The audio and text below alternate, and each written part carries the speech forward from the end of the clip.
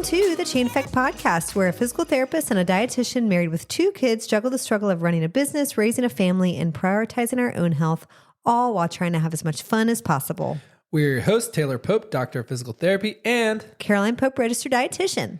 Together, we own and operate a health facility bringing together physical therapists, dietitians, personal trainers, and active recovery services to create what we call the Chain Effect.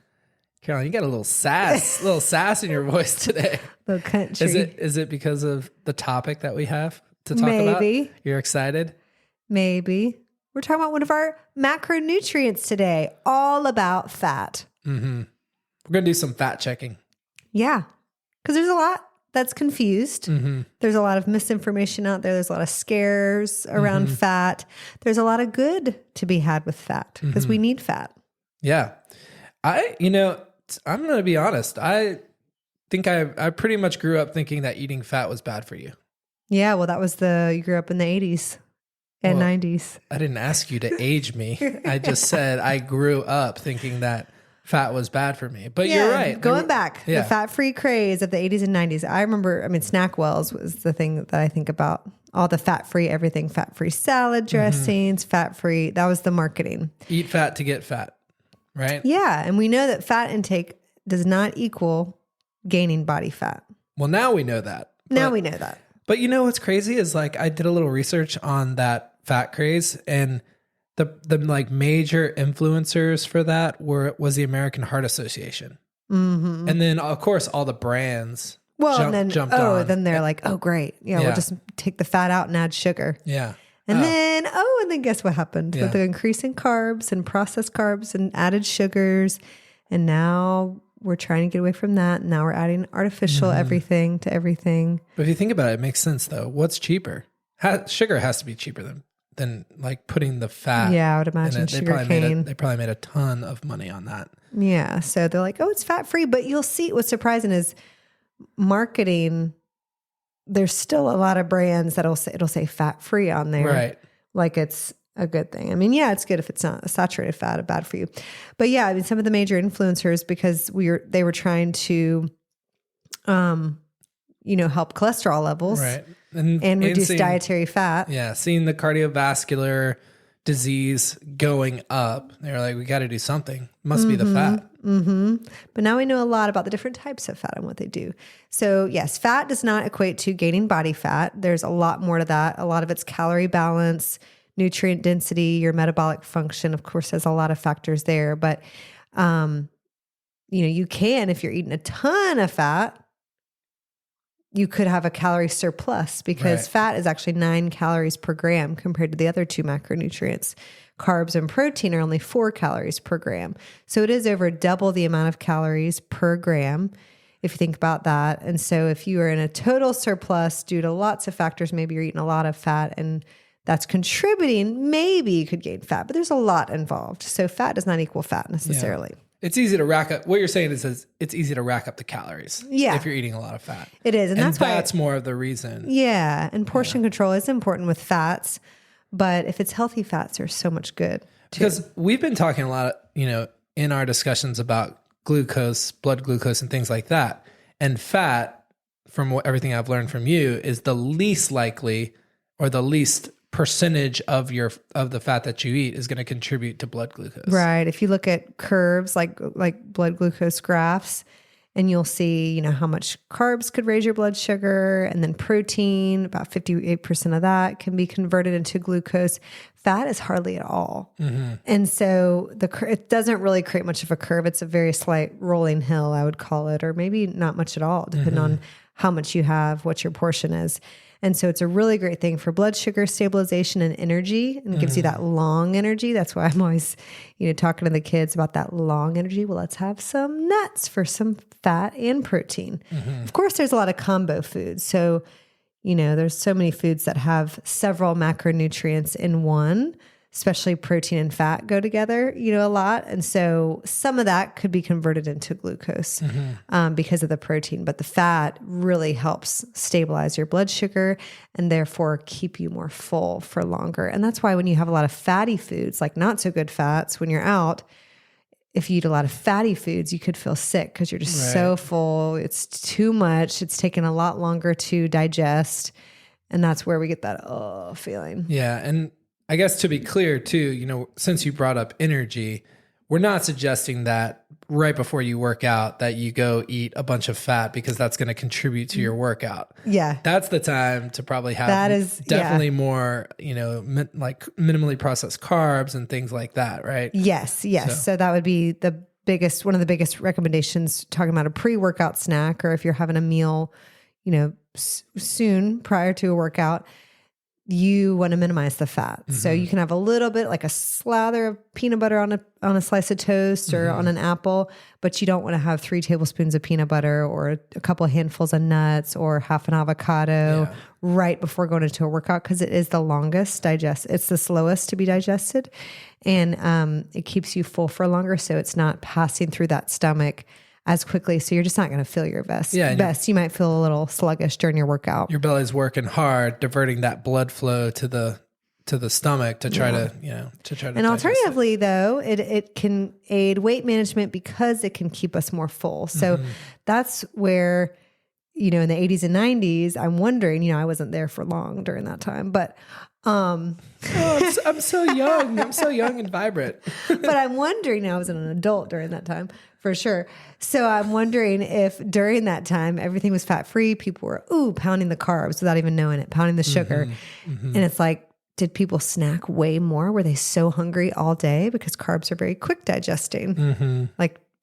Are you asking me? Because I was only an adult for the last couple years of the 90s. Okay, so I was around, but and I was really picky growing up. So I was eating grilled cheeses, and also I just don't think back then, maybe not, but nuts and avocados definitely weren't as big, but those weren't snack choices. Yeah. So even if people were doing the high sugar stuff, I don't think they also were doing healthy fat snacks like that, as popular as they are right now. Sometimes I wonder what the produce section used to look like. Yeah. Like late 70s, early 80s, was it all just because certainly our supply chains weren't as well developed as they are now, where we're getting, all this random crazy fruit, and, you can have stuff that's out of season all year long. Yeah. It had to be much more seasonal, just like local, regional, seasonal, which is smaller. Now what we're, there's sections of the produce section that are trying to get back to that. Yeah. So, and smaller markets and stuff.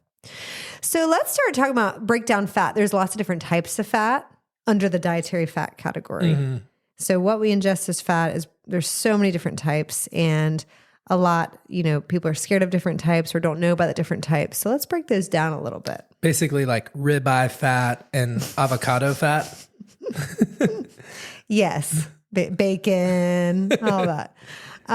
So we know that, like I said, fat has the highest calorie density. It's 9 calories per gram compared to 4 calories per gram in carbohydrates and protein sources. Mm-hmm. Of course, a lot of foods are a combination.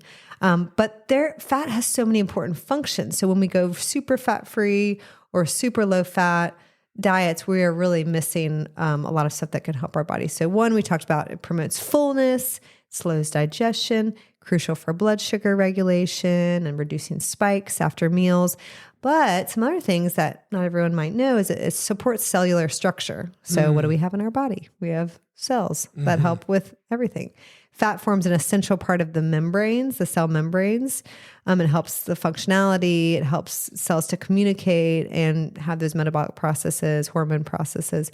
It helps with hormone production. So cholesterol, which is a type of fat, is a key building block for essential hormones, such as our sex hormones, our estrogen, our testosterone, progesterone, cortisol, critical for reproductive health, metabolism, and stress response. So actually, there's a lot of dietitians and functional medicine doctors now helping with fertility and more hormone, like they call themselves more hormone providers, because we have all of these, diseases or troubles with hormones, and we're trying to get to the bottom of them these days. But fertility, fertility can be so common, and so that's why eating more fat is actually helpful for fertility. And so that's one of the reasons why, because it has a big hand in hormone production.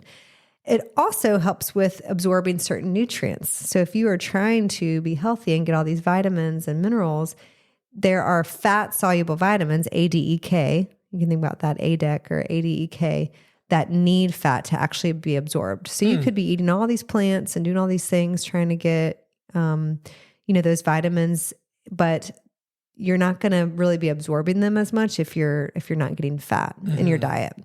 And we know those vitamins are super helpful for bone health and immune function, blood clotting, all that stuff. And then another function is some of the fatty acids, like omega-3 specifically, are super, super important for brain health, mood regulation, the integrity of nerve cell membranes. So we think about like heart health and brain health. Like if you hear about omega-3s being good for brain health and heart health, that is why. So, we'll get into those different types of omega-3s, omega-6s in a little bit. Tell me, okay, this might sound dumb, but what is the difference between unsaturated fat and saturated fat? Great question. So if you think about your butter, okay, you know how some people I love butter. Yes, that's why I said your butter. Mm-hmm. Some people leave that out sitting on the counter. We've always kept it in the fridge, but you can sit it out because it stays solid at room temperature. That's a saturated fat. Fats that are solid at room temperature. So that's found in animal products and tropical oil. So like coconut, if you have a can of coconut oil or a jar of coconut oil, it's solid. Is that a saturated fat? Coconut? Yes, it is. Oh, yes. Interesting. Yes, it is 80 to 90% of saturated fat. And we'll get to that in a second. But it's solid at room temperature. Unsaturated fats are generally liquid at room temperature. They're more beneficial for heart health. A lot of our unsaturated fats, we group them into unsaturated and saturated, but a lot of times they have a little bit of both. Like the primarily unsaturated fats would be olive oil, avocado, nuts, seeds, fatty fish like our salmon, our mackerel, sardines, shrimp have a little bit. And then some plant-based oils, canola oil, the seed oil, sunflower oil, safflower oil. If you look at the labels though, a lot of them do have a couple grams of saturated fat, but they are primarily an unsaturated fat. So it's not black or white, just like nutrition really Most never things, is. Right. Most things. And then saturated fat, same thing. Those butter, lard, or Crisco, what people used to cook with a lot more, bacon, pork, the animal-based fats, plus some tropical oils like coconut palm oil are considered saturated fats. And they are associated with increased LDL cholesterol or our bad cholesterol, which could, increase our overall cholesterol and lead to some poor heart health. Okay, so a follow-up question. You may not know this, but saturation, like what is that actually referring to? Unsaturated versus saturated fats. Is it how closely the molecules are to each other, like how dense they are in like a tablespoon of fat, or like what does that mean? Yeah, it actually goes down to the structure. So what makes it clumpy and saturated, clumpy, solid, waxy substances, they clump together, they're not spreadable, is actually they're characterized by their hydrocarbon chains having only single bonds between the carbon atoms. So if you think about your chain and there's carbons off of it with single bonds so that they can clump together. They can move together instead of double bonds. Yeah, you can't see this, but I'm nodding my head, but at the same time, I'm thinking, chemistry, so long ago. I know. And then unsaturated fats, on the other hand, are that are more liquid at room temperature, have at least one double bond in their hydrocarbon chain. So it does get down to the actual molecular structure. Okay. So in unsaturated fats, let's break that down even more into what a lot of us have heard about monounsaturated versus polyunsaturated fats. This goes down to the bonds as well. So these are the good for you ones, right? Yeah. So it's unsaturated fats. Okay. So we're talking better for you. Is there like one that's the best, mono versus poly? Well, it's hard to say. It's all about amounts that you have in your diet because monounsaturated fats are really healthy. That's what we think about, like avocados and almonds and olive oil. And, we want to cook with our olive oil. But our polyunsaturated fats is what omega-3 and omega-6 fatty acids are. So those are super important as well. But our monounsaturated fats are characterized by having a single double bond in their structure. So again, it's getting down nitty gritty. Like if you're drawing it out. Mono, one single or one double bond, and then polyunsaturated fats have multiple double bonds in their structure. And so polyunsaturated fats are also essential fats, so our bodies cannot produce them naturally. But there are benefits to both. You just want to be careful about the amounts. So with polyunsaturated fats, that is the omega-3 and omega-6 fatty acids. And this can be really confusing. You always hear a big push for omega-3s. Right? Yeah, you always hear about omega-3s, big push for that. Oh, you want to get more omega-3 fatty acids into your diet. They help with inflammation. They help with brain and heart health. They're in our salmon. They're in sardines, which, by the way, our son ate a can of sardines yesterday with a fork. He made me so mad. He's like, Daddy, go, I want to have sardines. And I'm like, there's no way at 3:30 in the afternoon you want to have sardines. I want to try one. We're sitting outside and he comes out and he's got the tab ripped off. So of course now I'm thinking that I'm going to have to eat this entire can of sardines. And I'm like, all right, you opened it, you're going to eat it. And we sat there and he just chomped it down. And he's like, fine. Oh, I like it. It's good. I like sardines. I thought they'd be bigger. And I'm like, okay. We're like, well, maybe he did. I mean, it seemed like he genuinely. He does like fish. He does like fish. You know, it's funny. He likes fish that's not cooked. Mm-hmm. He doesn't like cooked salmon, but he likes raw salmon. Mm-hmm. He doesn't like cooked tuna. He likes sushi tuna. Yeah. So that's funny. So maybe sardines. But sardines are smoked. I mean, it's like yeah. I don't know if he'll eat it again anytime soon. But at least he did. He got some good. Oh, we're gonna put him to the test. Omega-3 fatty acids. He asked us. He said, "Does it taste like beets?" Because that's his one thing. Because I prefaced it with, I don't know if you're going to like sardines, dude. Like that is the one food that I really want to eat. I like everything. And that's one food I just can't really eat. And he's like, does it taste like beets? Because he hates beets. But anyways, sardines fall. They are very cheap. Speaking of cheap and very nutritious canned food that's shelf stable, sardines, tuna, and canned salmon even. We don't even think about getting canned salmon, but you can make salmon patties, salmon cakes, salmon balls. There's all sorts of recipes. But sardines also have the added benefit of being low in mercury, right? Because they're sort of at the bottom of the food chain. Yeah. And so if you're thinking about one, sustainability, two, eating a lot of fish in your diet, but keeping the mercury levels down, sardines are a great option. Great thing to keep in your back pocket, in the back of the pantry. When we went to Portugal, these sardines are like a foot long, right? You weren't ready for that. We were used to sardines like coming out of the can and they're like little tiny things. They brought me my platter and it was 3 huge fish staring me in the face. And I do not like whole fish. And maybe that's why I don't like sardines. And you thought it was going to be these little tiny things. Like, I'll gigantic. Try it. I'm cool. I'm hip. Yeah. Well, and not to mention the sardine stores were like candy stores over there. They have like a big Ferris wheel with cans on each seat on the outside, all these bright colors. And the kids think it's like a candy shop. They're like, oh, let's go in there. We're like, y'all, it's just cans of sardines. Yeah, but they're really fancy and from all different years and places and all that stuff. But so those fish are examples of omega-3 fatty acids or high in omega-3 fatty acids. To break it down further and to confuse you maybe a little bit more, omega-3s have 3 different types of them. So EPA and DHA, you've probably heard of those. Those are 2 different types of omega-3 fatty acids, very healthy for us. Those are primarily found in fish oil, salmon, sardines, a little bit in tuna.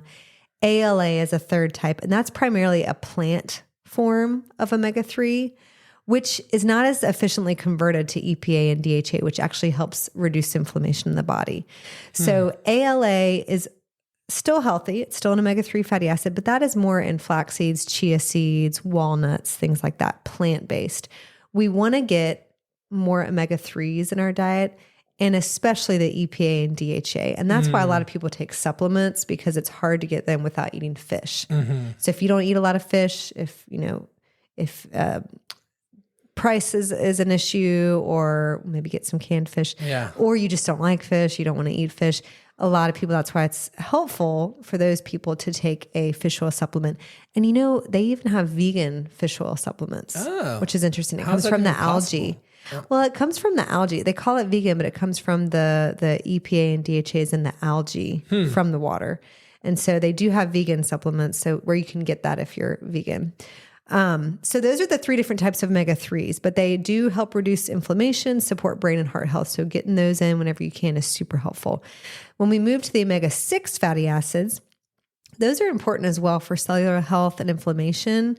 And they help with our immune response. So they help with inflammation as well. However, and this is where it's a little different, excessive omega-6 intake, especially in the ratio in relation to omega-3. So if you have a super high ratio omega-6 to omega-3, that can actually overstimulate the production of pro-inflammatory compounds, which can actually tip the balance towards chronic inflammation. So it's good in our body. We have an inflammation system, and all about this in short term, like if we are getting hurt or we, cut ourselves or whatever, that's that response. Well, if you on a regular basis get way more omega-6, and it's like an inverse ratio of what we want, way more omega-6 to omega-3s, that can actually tip it over to chronic inflammation. Yeah. I think that's such a big misconception, is that we're used to thinking about inflammation as something that's always bad, instead of thinking about it as a natural reparative process. Like acute in the is body. Very important. Acute inflammation. Yeah. And we want to, have that, because that's going to be, coming in, cleaning out whatever's injured or dysfunctional. And then we want to have it quick. We want to get it in there, fix it, and then get out of there. And I hear exactly what you're saying with that. And so what's happened is a lot of, especially fast food, processed foods, frozen foods, they will use a lot of these, vegetable oils, and we'll get into seed oils next, that have more of the omega-6 fatty acids. So I think, a lot of times, the general population, typical modern diets skew closer to a 15-1 ratio. So that'd be omega-6 to omega-3, which promotes inflammation. And we want the ideal balance of omega-6 to omega-3 is about 4-1 lower. So often, because of more of our processed food diet, fast foods, frozen foods that add a lot of these vegetable oils in, we are actually prone to much higher omega-6s. Wow. So what I tell... And we also know that there's so many, the carbohydrates that, because of those foods being hyper processed too, they're much higher in, minimally complex carbohydrates. So they're spiking your blood glucose, which is also pro-inflammatory. So you're really creating a big... problem. Yeah, and if you're storing the fat in your visceral section, then you have more, those cells in your visceral fat, those fat cells are more inflammatory. 4-1. That is, You're right. So you want to be careful. And as a dietitian, I think most of us will say, don't avoid omega-6 fatty acids. That's not what we want to do, because they're important in their own way. But just promote more omega-3s. So that's why DHA, EPA, ALA, those omega-3s are so important. Fish, y'all, we gotta eat more fish. More of the Mediterranean diet. We gotta eat more fish. Gotta eat more fish, or a fish oil supplement. It's so easy. You think you're being healthy having fish. I have salmon once a week, or fish a couple times a week, but you got to find ways to sneak it in more. Yeah, right? I think just getting creative. And that's why looking at recipes, talking to a dietitian, you can think about more creative ways to get in seafood in general. And you might, because the way you grew up having it just may not be good. Maybe it was one way, maybe it was boiled or just sauteed or whatever, baked with no flavor. There's so many things you can do. But so omega-6 fatty acids get kind of a bad rep, and so do these seed oils, or these vegetable oil, soybean oil, corn oil, sunflower, they're cheaper. And that's why they're added to a lot of processed foods and fast food places use them to fry things. And so that's one of the reasons why we're getting a lot more in our diet. Yeah. And so you can't fry your fish in vegetable oil and think that you're getting the proper ratio. Yeah. You might be getting a lot more of those omega-6. But, recent online wellness trends have been so demonizing against seed oil. So there has been a lot of articles out there, usually not written by health professionals or researchers or dietitians or doctors, but they're demonizing these seed oils, canola, soybean, sunflower. And I've had patients like, hey, I saw this article. I'm going to stop. I'm going to avoid all seed oils. Like they're promoting inflammation. They're not good for me. They're super processed. And while a lot of them could be more processed or refined oils, which create some oxidation, and you're getting some of that, you don't need to avoid them completely. And they are not inherently bad for us. They're not, you don't need to cut them out. The seed oils are made by pressing the seeds to draw out the oils.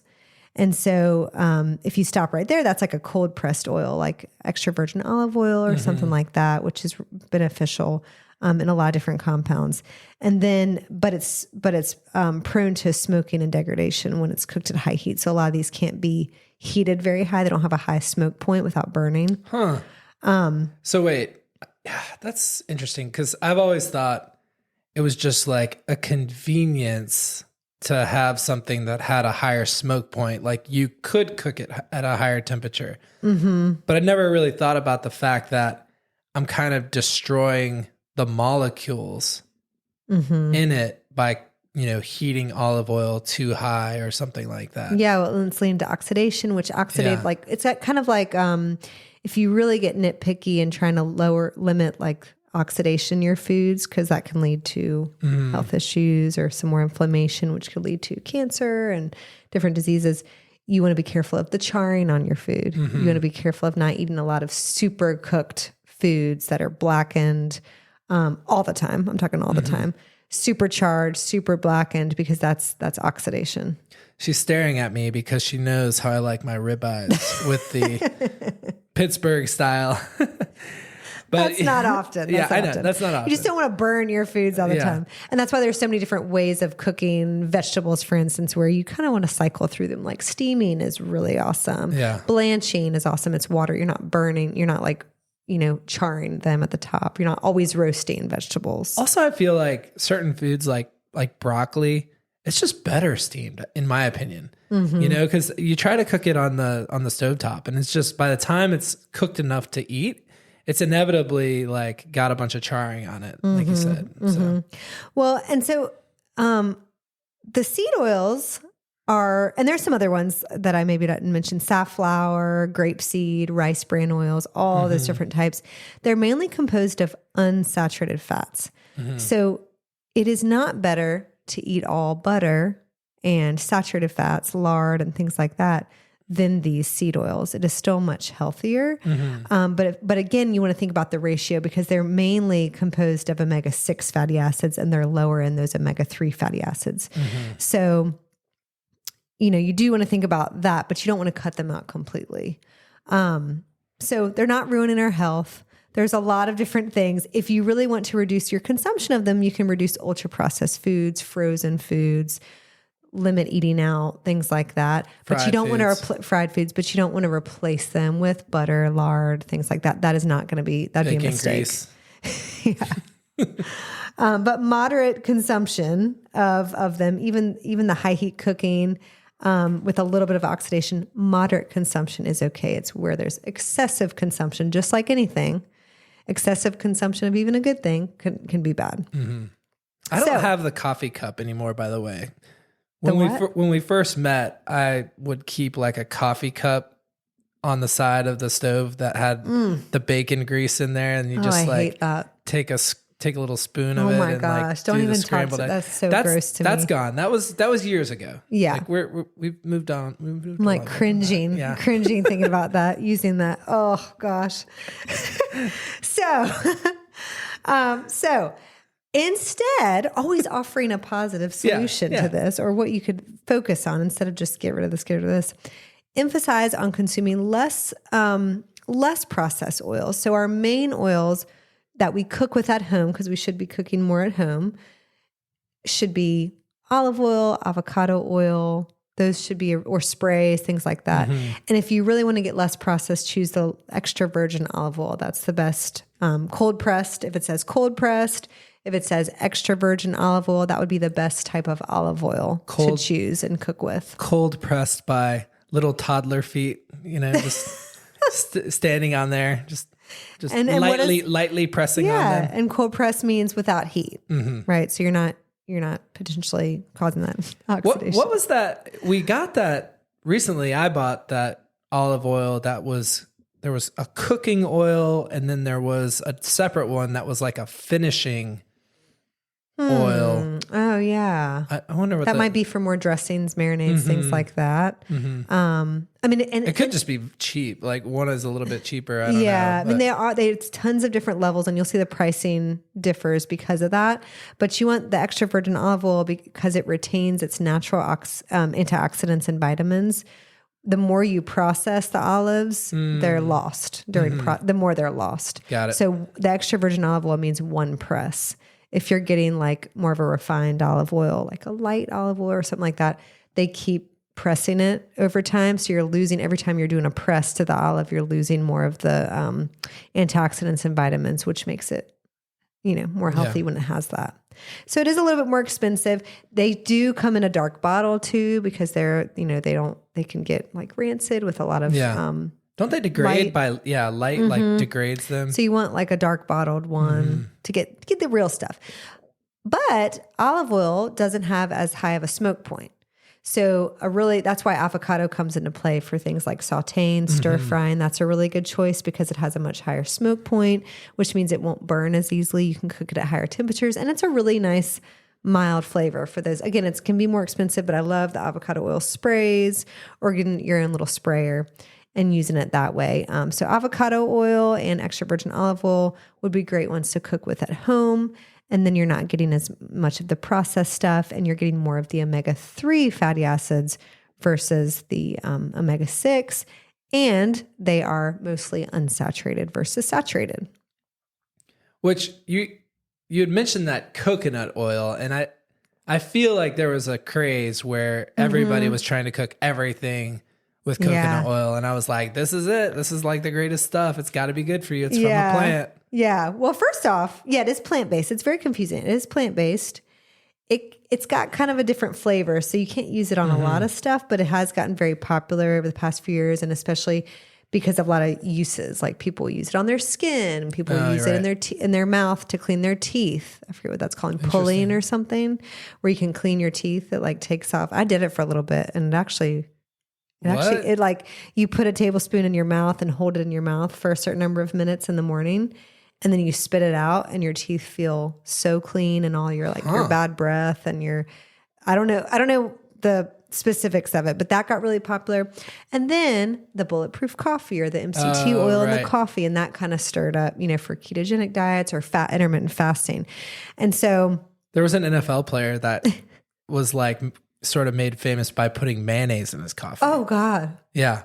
It was it's like, this guy's hardcore. He's putting mayonnaise in his coffee. I just feel like, wouldn't that clump up into tiny little I have no idea. Clumps? But like people were putting butter in their coffee. Forever. Yeah. That's like the bulletproof thing. That's a bulletproof. That's right. I tried that. That's right. It's not good. It's not the same as half and half. I'm sorry. Half and half. I'm just going to, that's the vice. We are particular about our half and half, and it's only a splash. And I looked, it's only one gram of carb, or 1 gram of carbohydrate, I think. Per serving. You mean saturated fat? Or carb? I think it's 1 gram of carb. Oh yeah. Well, yeah, and a little bit of fat from the cream, but it is less fat than doing heavy cream or something like that. And so what I've noticed from the CGM is that does not spike my blood sugar. So I can have that in my. You're not doing much, right? And I can have it in my coffee, low carb, and then I'm not getting a spike. So coconut oil. Let's talk about the facts around coconut oil. It is 100% fat, 80 to 90% of which is saturated fat. which I said earlier. So it is a saturated fat. So from the American Heart Association's point of view, they came out with a statement a few years back that said, we do not recommend, a big amount of coconut oil. It is a saturated fat. It can, and there's many studies that show it, raise LDL cholesterol, which is our bad cholesterol. Hopefully they've learned, the American Heart Association is a little bit more on top of things now, though. Yeah, but we do know that it is a saturated fat.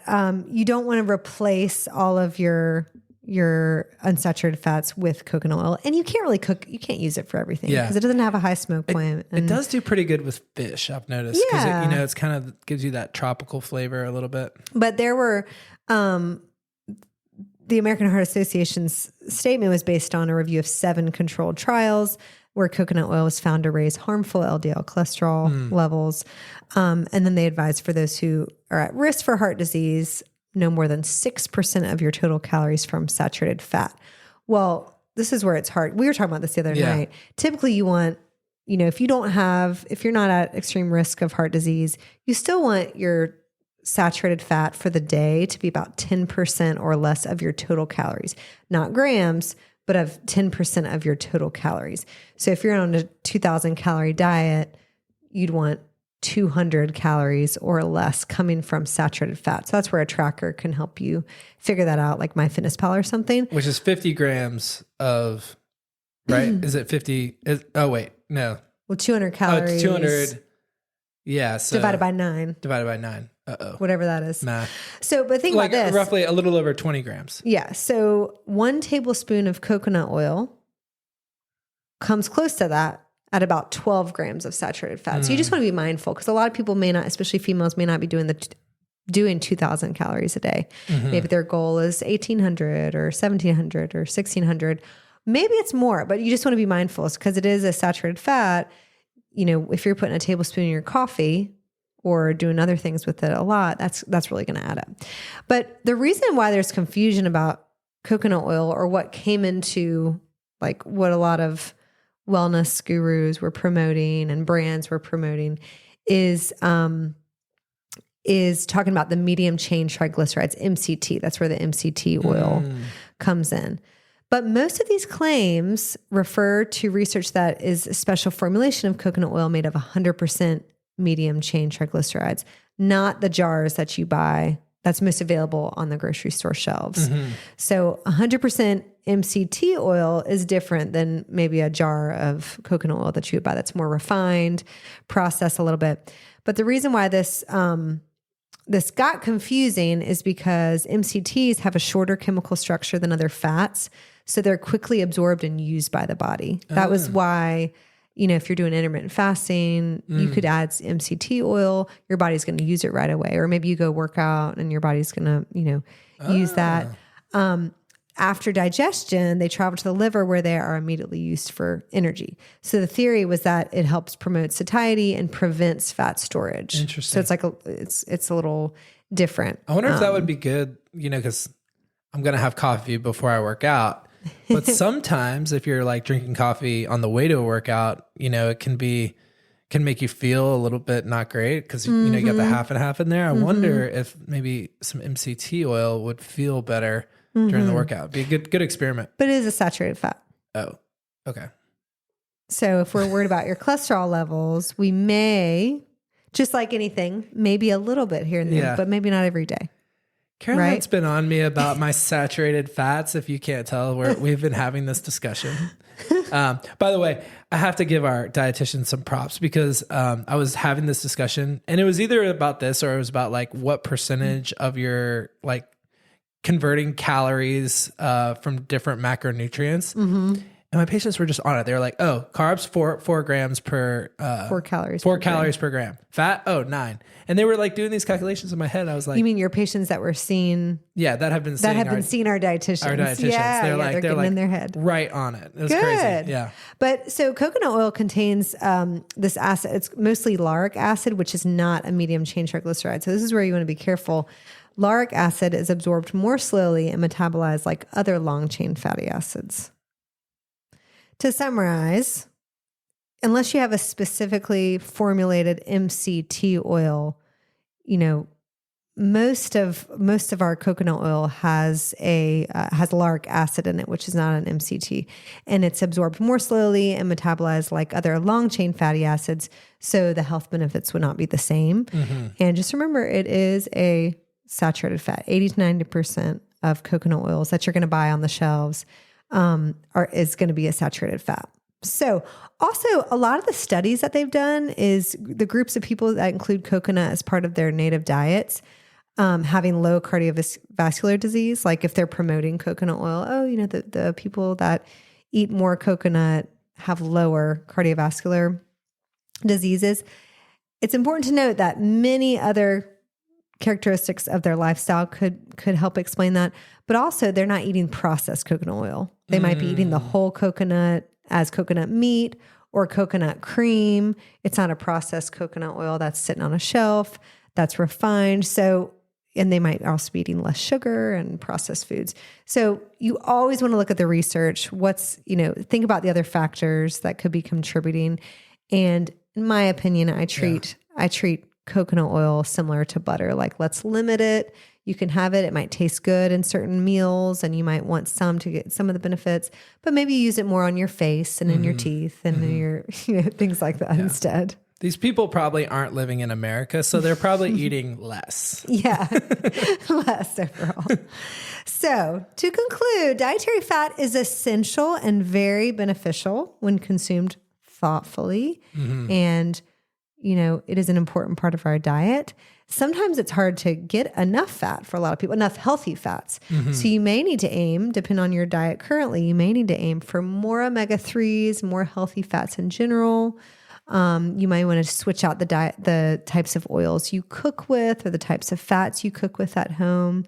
And that's where a dietitian can come in. Yeah, but don't be scared of fat. Don't be scared of eating fat. And I think that this is a topic that we really want to expand on a little bit more as we go and talk about some of the things we've been learning about, insulin sensitivity, insulin resistance, and really sort of digging deep into that because, those diets are, comprised of a bigger percentage of dietary fat as part of your diet. And, understanding the difference between saturated fat, unsaturated fat, and which fats are the healthiest for you for given things is really important. So I think that really was a deep dive. And, I didn't know half of that stuff before, going in. So it's complicated. So, and that's why you just don't want to read a headline on some wellness, article or from a magazine or whatever and say, oh, I should add more of that into my diet. Or, oh yeah, I'm getting rid of that. So you need the deeper dives or to meet with a professional and talk through your diet if you're concerned. So if you found this helpful at all, please do us a favor and text it to someone. That's the best way for us to spread the word about our podcast and for us to get some more listeners. And if you have any questions, please email Caroline at chaineffect.com. And we'll see you next time. Catch you later. Thanks for listening.